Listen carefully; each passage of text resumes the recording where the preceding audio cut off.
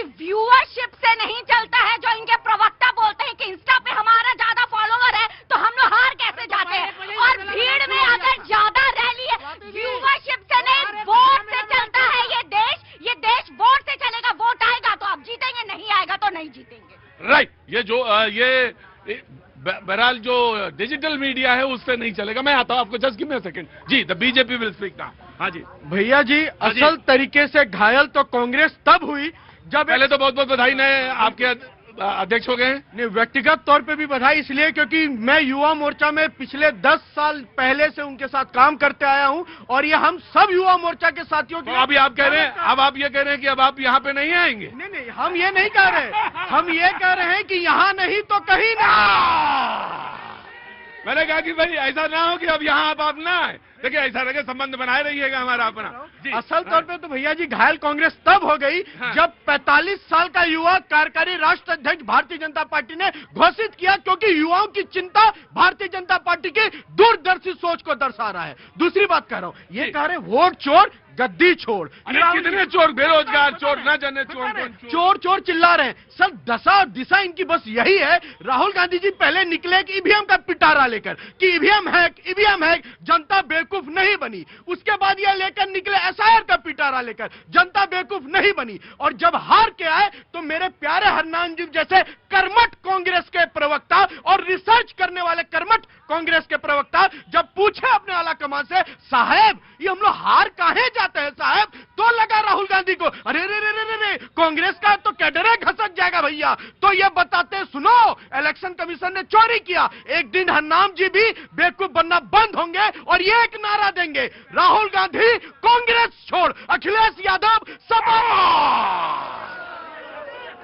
आओ इधर आओ अखिलेश। मैं जस्ट गिव मी अखिलेश। हाँ जी हाँ जी, मैं आ जाऊंगा बेटा, आ जाऊंगा एक मिनट। समाजवादी पार्टी, हाँ जी मैं आ जाऊंगा। मैं आजकल क्या है, जो शो है ना इसका टाइम हो गया है कम, तो मुझे जल्दी एडजस्टमेंट करना पड़ता है जी। कल भारतीय जनता पार्टी के प्रदेश अध्यक्ष जो नियुक्त हुए हैं, कल उनका एक कार्यक्रम था, उसी में माननीय योगी आदित्यनाथ जी महाराज ने कहा कि जो ये एसआईआर हो रहा है, ये एसआईआर कहीं न कहीं गलत है। उन्होंने कह दिया, क्योंकि नहीं कहा भाई वही जो शब्द बोला वही बोलो। उन्होंने ये नहीं कहा कि गलत हो रहा है। उन्होंने भाई मेरे देखो मेरा क्या कहा उन्होंने, तो तुम्हें बता लो फिर। तो जो मैंने टोका गलत शब्द का इस्तेमाल नहीं हुआ है। उन्होंने कहा जो एसआईआर हो रहा है उसमें हमारे वोट भी कट रहे हैं। उन्होंने कहा जो 4 करोड़ वोट कटे हैं उसमें 3.44 करोड़ 85% वोट भारतीय जनता पार्टी के थे। तो मैं ये पूछना चाहता हूँ, जो पिछली सरकार बनी थी उन्हीं चोरियों के वोटों से बनी थी क्या माननीय योगी आदित्यनाथ जी महाराज की? एक विधानसभा में करीब इनके हिसाब से 95,000 वोट जो है काटे जा रहे। ये तो हम मानेंगे कि हमारे पीडीए प्रहरी आज मजबूत है, उन्हीं की मजबूती के वजह से ये चोर जो है चोरी करते करते अपने ही पैर पे कुल्हाड़ी मार लिए। और चोरी हो रहा है, ये तो क्लियर है। एसआईआर सही नहीं हो रहा। ये अगर योगी आदित्यनाथ जी ने भी कहा है, अपनी सरकार पे सवाल उठाया है कि ये वोट कहाँ गए, कैसे है? ये वोट हमारे वोट है, हमारे देश के वोट है, हमारे देश के नागरिक है। ठीक है, अब मैं 2 लाइन मैं बोल देता हूं। कल मैं यूपी में था, प्राइमरी स्कूल के एक टीचर से मुलाकात हुई। मैंने उनसे, बेटा मैं अपने एक्सपीरियंस से बता देता हूं। प्राइमरी स्कूल के एक टीचर से मुलाकात हुई और वो मुझसे मिलने आए थे। तो मैंने पूछा आजकल बड़े व्यस्त हैं आप? तो कहने लगे हाँ वो एसआईआर के काम में लगा हुआ हूं। तो मैंने कहा कि सारा काम हो गया एसआईआर का? बोले लगभग सारा काम हो गया, 7-8 वोट जो है वो ट्रेस नहीं कर पाया। मैंने कहा क्यों नहीं कर पाए? बोले वो कारण नहीं है जो आप समझने की कोशिश कर रहे हैं, वो कारण नहीं है। फिर मैंने कहा क्या कारण है? बोले कुछ महिलाएं जो हैं वो अन्य प्रदेश से शादी करके आ गई, तो यहां जब आ गई तो वो उनकी जो सूची है इलेक्शन की, जो इलेक्टोरल रोल है, उसमें उनकी भाषा का शब्द यहां पढ़ने में दिक्कत। जैसे वो उड़ीसा का जिक्र कर रहे थे, बंगाल का जिक्र कर रहे थे और यूपी में थे वो, तो बोले वो अगर अंग्रेजी में होंगे तो मैं कर भी लूंगा। फिर मैंने क्या किया आपने? बोले कि मैंने उनको फोन किया है वहां पे और मुझे लगता है कि 4-5 दिन के अंदर मैं उनको भी ट्रैक करके उनका भी रिकॉर्ड दे दूंगा। तो वो टीचर जो हैं वो उड़िया भाषा का वो दिक्कत का जिक्र कर रहे थे कि मैं नहीं पढ़ पा रहा था, तो लेकिन फिर भी हमने उनको कोशिश करी है। वो महिलाएं देखो भाई, मेरा काम ये नहीं कि कोई चुनाव जीतना, तुम्हारा काम होगा चुनाव जीतना और हल्ला मचाना।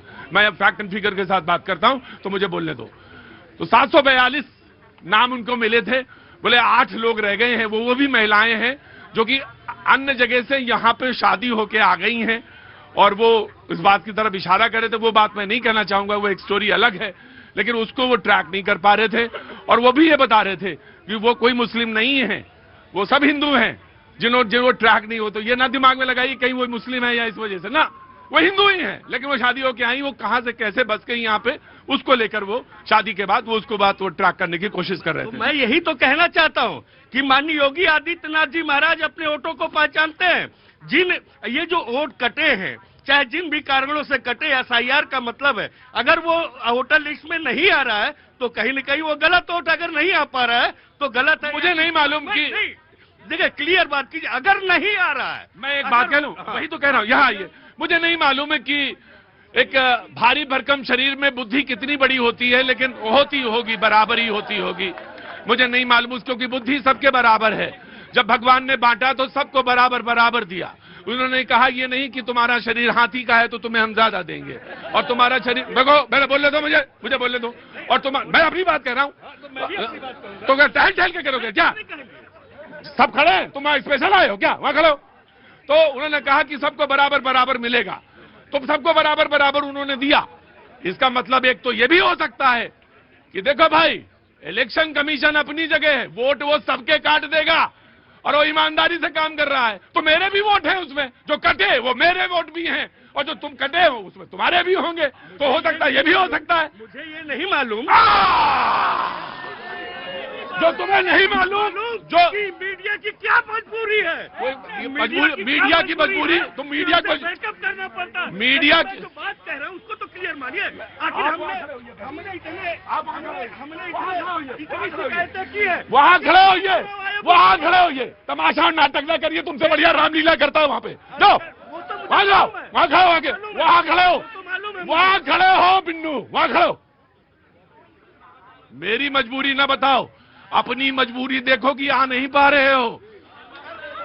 अरे 24 में हमने हराया, कैसे नहीं? सर एक चीज ये बताइए, मैं बार बार बिहार के एसआईआर के संदर्भ में मैं कहता था कि वहां पे युवा वयस्क मतदाता जो है उनकी संख्या 8 करोड़ 22 लाख, और पहले मतदाता सूची में एसआईआर से पहले 7 करोड़ 89 लाख थे। तो अगर एसआईआर सही होता तो युवा मतदाता की तरफ जाता। आज वही इशारा उत्तर प्रदेश के माननीय मुख्यमंत्री योगी आदित्यनाथ कर रहे हैं। उत्तर प्रदेश की आबादी है 25 करोड़ और उसमें युवा मतदाता की संख्या होनी चाहिए 16 करोड़, यानी कि जो एसआईआर 1 जनवरी 2026 के हिसाब से 18 साल का जो होगा वो इंक्लूड होगा। तो ना अभी जो पुराने आंकड़े के अनुसार जो पहले के सूची में संख्या थी वो संख्या थी 15 करोड़ 44 लाख, उसको बढ़ के 16 करोड़ पर पहुंचना चाहिए था, और वो घट के 12 करोड़ पर पहुंच गया। तो क्या इससे हम लोग माने कि इलेक्शन कमीशन बहुत शानदार ढंग से काम कर रहा है? यही मैं कह रहा हूं, तो काम कर रहा है शानदार ढंग से। आ रहा हूं मैं, आप खुद ही कह रहे हैं, मैं क्या बोलूं? प्रतीक जी माने ना, ये है। उसको 16 करोड़ के पास जब पहुंचते तब मानते कि वो सही काम कर रहा है। देखो, मुझे रसगुल्ला जो है गोल नहीं अच्छा लगता है। बंगाल के जो लोग हैं उनको लंचा अच्छा लगता है, वो लंचा खाते हैं। कुछ लोग रसगुल्ला खाते हैं, कुछ गुलाब जामुन खाते हैं, कुछ वो भूरा खाते हैं, लेकिन कुछ लोग तकलीफ इस बात से है कि ज्यादा क्यों हो गया।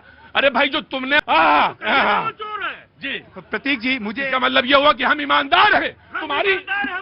तुम्हारी आंखें तुम बचाए हैं। हाँ मालूम है मुझे। आओ, तुम्हारी आंखें क्या देखती हैं, ये तुम्हारा नजरिया है, और वो क्या नजरिया है, वो उनका नजरिया है। जी रुकिए, पैनल होने दीजिए पूरा, उसके बाद डिबेट ओपन होगी। प्रतीक जी, मुझे उस विद्वान की कहानी याद आती है जो बहुत ही विद्वान था और आंकड़ों में बात करता था।